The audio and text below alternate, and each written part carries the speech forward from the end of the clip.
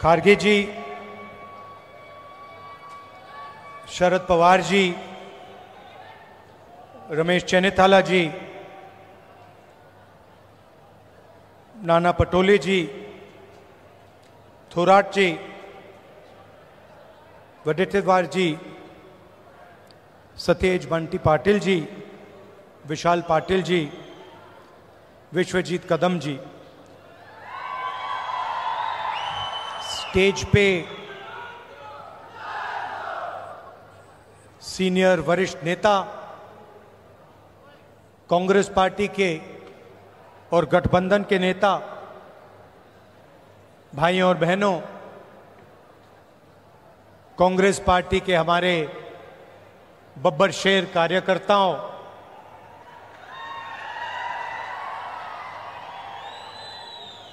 आपने सबको डरा रखा है, बीजेपी वालों को, और प्रेस के हमारे मित्रों, आप सबका यहां बहुत बहुत स्वागत, नमस्कार।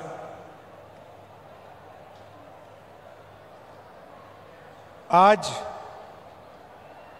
यहां आकर मुझे बहुत खुशी हो रही है।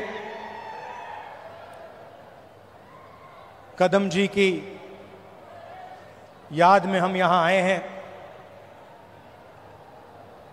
उन्होंने अपनी पूरी जिंदगी कांग्रेस पार्टी को, महाराष्ट्र को, देश को दी, विकास का काम किया, शिक्षा का काम किया और कांग्रेस पार्टी के साथ पूरे दिल से पूरी जिंदगी भर वो खड़े रहे। जब इंदिरा गांधी जी चुनाव हारी थी, तब भी कदम जी उनके साथ थे। 2 बजे रात को उनकी मीटिंग ऑर्गेनाइज की थी, 2 बजे रात को पब्लिक मीटिंग ऑर्गेनाइज की थी। तो आज हम उनकी याद करते हैं। महाराष्ट्र प्रोग्रेसिव स्टेट है। अलग अलग लोगों ने यहां पर प्रोग्रेसिव काम किया, जनता को एक साथ लेकर इंस्पायर किया, और वो लोग महाराष्ट्र को रास्ता दिखाते हैं। बहुत लंबी लिस्ट है।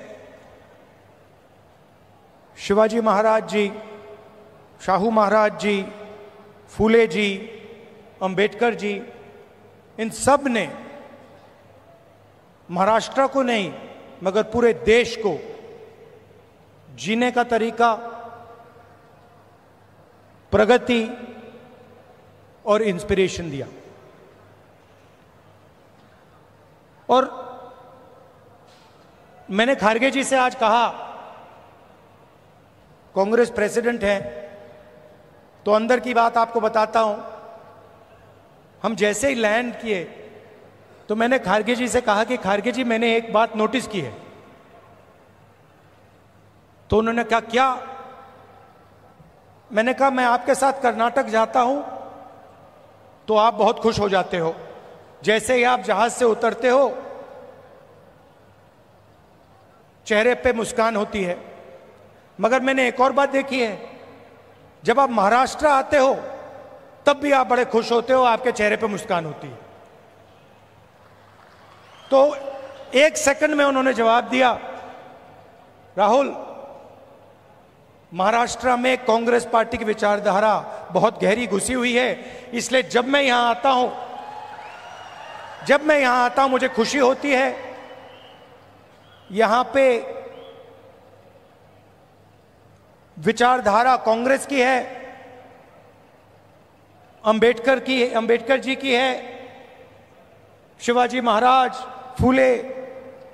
फूले जी की है, और इसीलिए मुझे यहां आकर उतनी ही खुशी होती है जितनी मुझे कर्नाटक में जाकर होती है। और यही मेरी फीलिंग है। जब भी मैं महाराष्ट्र आता हूं मुझे लगता है कि ये जो प्रदेश है हमारी विचारधारा का गढ़ है, फाउंडेशन है, और आप लोगों के डीएनए में हमारी विचारधारा है। और लड़ाई विचारधारा की है। जो आप हिंदुस्तान में देख रहे हैं ये सिर्फ पॉलिटिक्स नहीं है। पहले पॉलिटिक्स चलती थी, राजनीति चलती थी। आज हिंदुस्तान में आइडियोलॉजिकल लड़ाई चल रही है, विचारधारा का युद्ध चल रहा है। और एक तरफ कांग्रेस पार्टी और ये सब महापुरुष, और दूसरी तरफ बीजेपी। हम सोशल प्रोग्रेस चाहते हैं, हम सबको जोड़कर एक साथ आगे ले जाना चाहते हैं, और वो चाहते हैं कि चुने हुए लोगों को हिंदुस्तान का पूरा फायदा मिले, दलित दलित रहे, पिछड़े लोग पिछड़े रहें, आदिवासी आदिवासी रहें, और जो जात का ढांचा है वो वैसा का वैसा रहे। ये हम दोनों के बीच में लड़ाई है, और ये आपको पूरे देश में दिखेगी।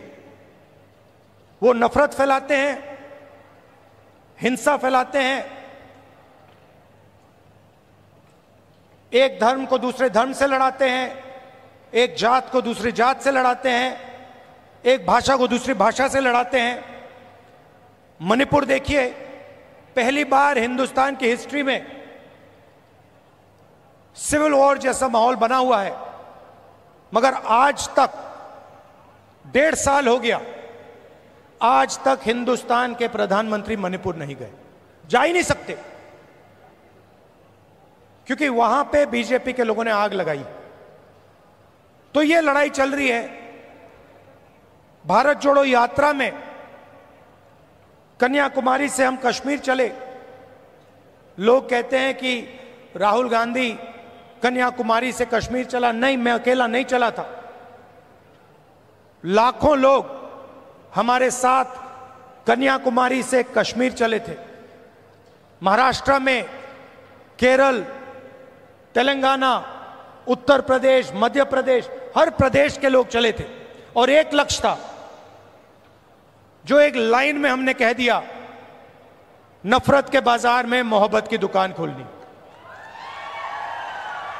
हमें नफरत की राजनीति नहीं चाहिए, नफरत का हिंदुस्तान नहीं चाहिए, हमें मोहब्बत की राजनीति चाहिए, मोहब्बत का हिंदुस्तान चाहिए। हम भाईचारा देखना चाहते हैं, हम एक दूसरे की इज्जत करना चाहते हैं। यह फर्क है। आप देखिए, देश के कोने कोने में ये लोग नफरत फैलाते हैं, और ये नई चीज नहीं है, ये सदियों से कर रहे हैं। और ये विचारधारा की लड़ाई भी पुरानी है। आज ये लड़ाई कांग्रेस पार्टी और बीजेपी के बीच में है। इससे पहले यही लड़ाई फूले जी ने लड़ी, यही लड़ाई शिवाजी महाराज ने लड़ी। विचारधारा उनकी और हमारी मिलती है। उनकी विचारधारा में और कांग्रेस पार्टी की विचारधारा में कोई फर्क नहीं। चाहे वो अंबेडकर जी हों, शाहू जी महाराज हों, शिवाजी महाराज हों, फूले जी हों, अगर आप उनको पढ़ें, उनके आइडियाज को देखें, समझें, तो आपको पता लगेगा कि फूले जी के आइडियाज, अंबेडकर जी के आइडियाज, शिवाजी महाराज के आइडियाज हमारे कॉन्स्टिट्यूशन में आज है। और चुनाव में हमने साफ कह दिया कि लड़ाई विचारधारा की है। बीजेपी के लोग हिंदुस्तान के संविधान को खत्म करना चाहते हैं। सीधी सी बात है, आप देख लीजिए, जहां भी ये अपने लोग डाल सकते हैं वहां ये अपने लोग डाल देते हैं, चाहे वो इलेक्शन कमीशन हो, चाहे वो शिक्षा के इंस्टीट्यूशंस हो, लीगल सिस्टम हो, ब्यूरोक्रेसी हो, ये मेरिट नहीं देखते हैं। आज हिंदुस्तान में इनकी आंखों में एक ही तरीका का मेरिट है, अगर आप आरएसएस के हो तो मेरिट है, अगर आरएसएस के नहीं हो तो आपके लिए इन संस्थाओं में कोई जगह नहीं। और हर रोज ये कॉन्स्टिट्यूशन पर आक्रमण करते रहते हैं, कोई ना कोई नया तरीका ये निकालते रहते हैं। हमने जाति जनगणना की बात की, हमने कहा कि देखिए देश में पता लगाना है कि किसकी कितनी आबादी है और किसका कितना हक बनता है। मैंने कुछ गलत बोला? सही बोला ना कि यह पता लगाना है अलग अलग वर्ग के लोग हैं, ये कितने हैं, इनकी आबादी कितनी है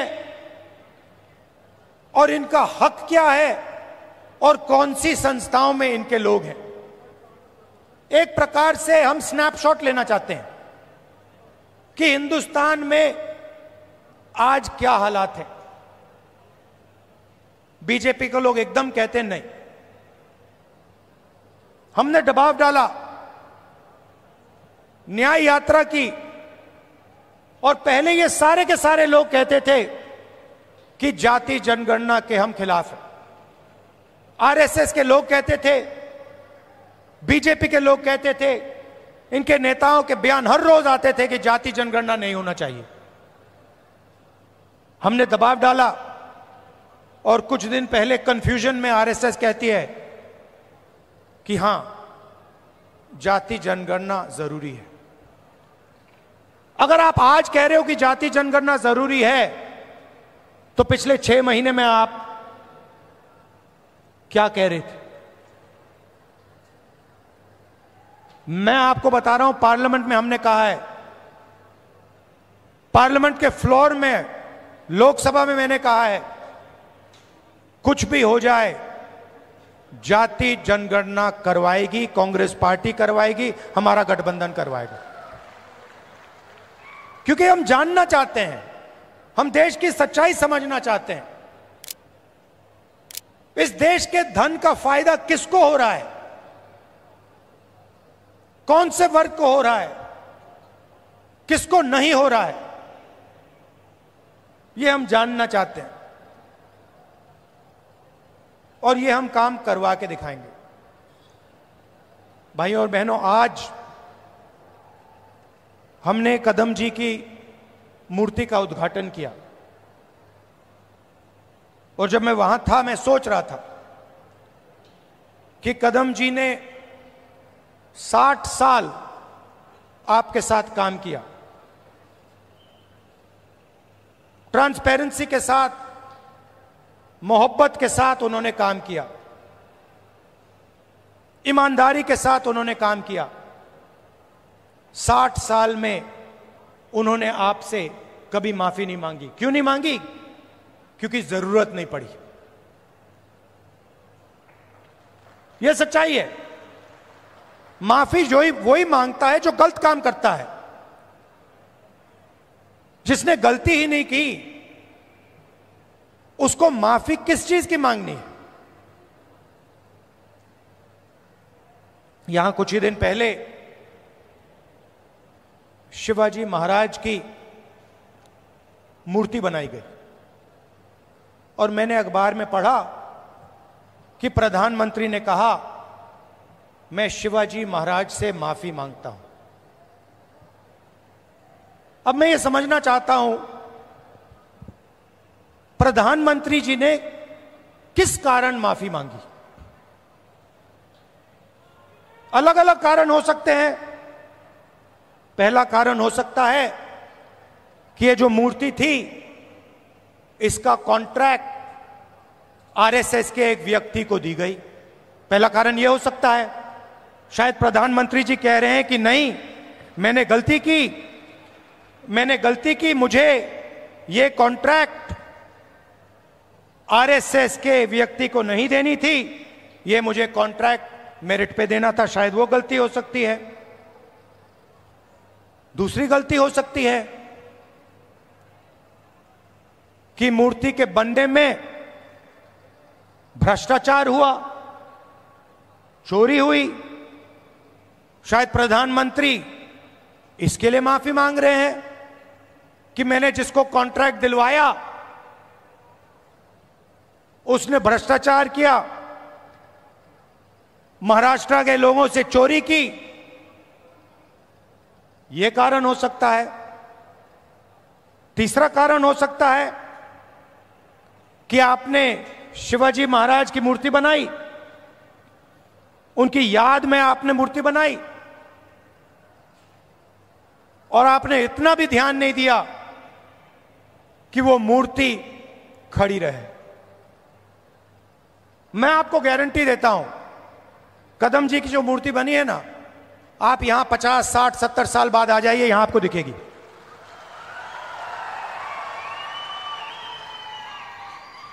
और शायद सबसे बड़े महापुरुष शिवाजी महाराज जी की मूर्ति बनती है और कुछ ही दिनों में भ्रष्टाचार के कारण, गलत व्यक्ति को कॉन्ट्रैक्ट देने के कारण वो मूर्ति गिर जाती है।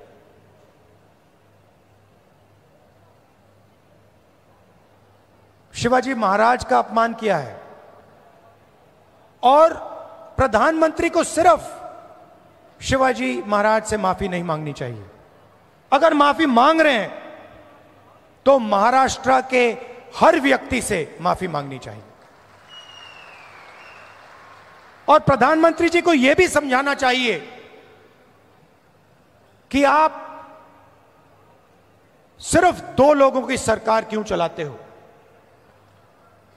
जहां भी हम देखते हैं बड़े से बड़े कॉन्ट्रैक्ट अदानी और अंबानी जी को मिलते हैं। मैंने पार्लियामेंट में भाषण दिया। पार्लियामेंट में किसी का नाम लिया जा सकता है, मगर पहली बार मुझे कहा गया कि पार्लियामेंट हाउस में अपने भाषण में मैं अदानी और अंबानी का नाम नहीं ले सकता हूं। तो फिर मैंने कहा ठीक है भैया, आप चाहते हो कि मैं ना लूं, मुझे कुछ ना कुछ तो कहना पड़ेगा। अगर अंबानी अदानी नहीं चाहते हैं तो मैं कुछ और कह देता हूं। तो मैंने उनका नया नाम बनाया है A1 और A2। पूरा का पूरा काम A1 और A2 का हो रहा है। प्रधानमंत्री जी ने इसके लिए माफी किसी से नहीं मांगी।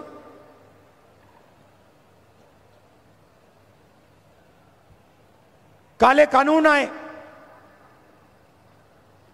किसानों से उनका हक छीनने वाले कानून,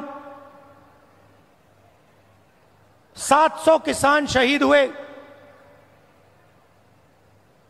हमने पार्लियामेंट में कहा कि 2 मिनट इनके लिए मौन रखा जाए।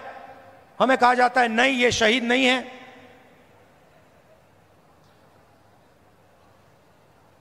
दो लोगों को फायदा पहुंचाने के लिए हिंदुस्तान के सारे स्मॉल और मीडियम बिजनेसेस को खत्म कर दिया। जो लोग इस देश को रोजगार देते हैं उनको नोटबंदी से, गलत जीएसटी से आपने खत्म कर दिया। अरबपतियों का रास्ता खोलने के लिए उनसे भी आप माफी मांगिए, नोटबंदी की माफी मांगिए, गलत जीएसटी की माफी मांगिए। और नतीजा क्या है कि आज अगर युवा रोजगार चाहता है, सिर्फ महाराष्ट्र में नहीं, पूरे देश में कहीं भी अगर रोजगार चाहता है उसे रोजगार नहीं मिल सकता। क्यों? क्योंकि जो कंपनियां उसे रोजगार देती थी, जो छोटी कंपनी थी, मिडिल साइज कंपनी थी, वो सब बंद हो गई, खत्म हो गई। भाइयों और बहनों, अंबानी और अदानी इस देश को रोजगार नहीं दे सकते हैं। रोजगार कौन दे सकता है? रोजगार छोटे बिजनेस वाले दे सकते हैं, रोजगार मीडियम साइज बिजनेस वाले दे सकते हैं, जो छोटी फैक्ट्रियां चलाते हैं, मिडिल साइज फैक्ट्रियां चलाते हैं, जो चीजें बनाते हैं, ये लोग दे सकते हैं। आज हिंदुस्तान में नया मॉडल है, चाइना का माल आता है, वही 10-12 अरबपति उस माल को बेचते हैं। आप मोबाइल फोन के पीछे देख लीजिए मेड इन चाइना, शर्ट के पीछे देख लीजिए मेड इन बांग्लादेश, जूते के नीचे देखिए made in Vietnam, made in Maharashtra, made in India, आपको कहीं नहीं दिख सकता। और ये सारा का सारा माल ये अरबपति बेचते हैं। नुकसान किसका होता है? हिंदुस्तान के युवाओं का होता है। हिंदुस्तान के जो छोटे बिजनेस हैं, मिडिल साइज बिजनेस हैं, जो चाइना का मुकाबला कर सकते हैं, उनका होता है। फायदा किसका होता है? नरेंद्र मोदी जी की मार्केटिंग होती है, अदानी और अंबानी जी का फायदा होता है। और दो हिंदुस्तान बन रहे हैं, एक अरबपतियों का उसमें 20-25 लोग हैं, और दूसरा मजदूरों का, किसानों का, बेरोजगार युवाओं का। भाइयों और बहनों, 16 लाख करोड़ रुपए, 16 लाख करोड़ रुपए नरेंद्र मोदी जी ने इन 20-25 लोगों का कर्जा माफ किया है।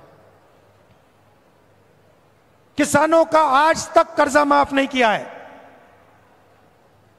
हमने 70,000 करोड़ रुपए किया था जब हमारी सरकार थी। आप सोचो, 70,000 करोड़ रुपए से हिंदुस्तान के सारे किसानों का कर्जा माफ किया था। इन्होंने 16 लाख करोड़ रुपए 22-25 लोगों को दिया है। ये हमारी लड़ाई है।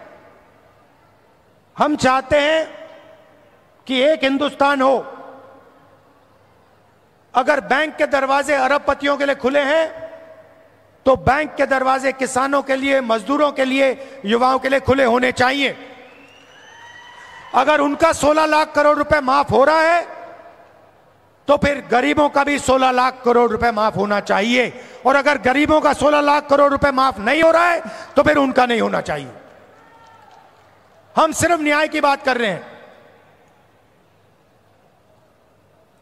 और यही लड़ाई महाराष्ट्र में है। आप यहां का इंफ्रास्ट्रक्चर देखिए, यहां बेरोजगारी देखिए। Thank you. बेरोजगारी देखिए, हर एरिया में आपको भ्रष्टाचार दिखेगा। जहां भी आप देखोगे सड़क बनती है, भ्रष्टाचार।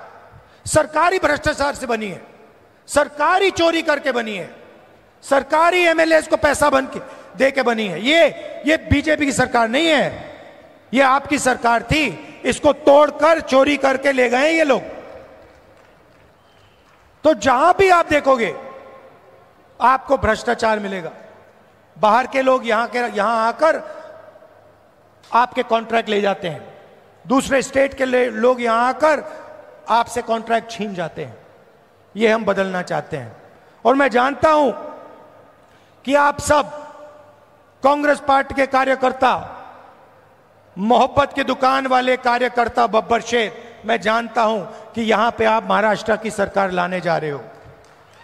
अपना खून पसीना देकर महाराष्ट्र की जनता की सरकार, किसानों की सरकार, बेरोजगार युवाओं की, मजदूरों की सरकार, हर वर्ग की सरकार आप लाने जा रहे हो। जहां भी आपको मेरी जरूरत होगी मैं आ जाऊंगा। आपको सिर्फ ऑर्डर देना है कि राहुल आपको यहां आना है, यहां आना है, यहां आना है, मैं हाजिर हो जाऊंगा। अंत में मैं आप सबको दिल से धन्यवाद देता हूं। कि आप यहां आए, इतने प्यार से आपने मेरी बात सुनी। धन्यवाद, नमस्कार, जय हिंद।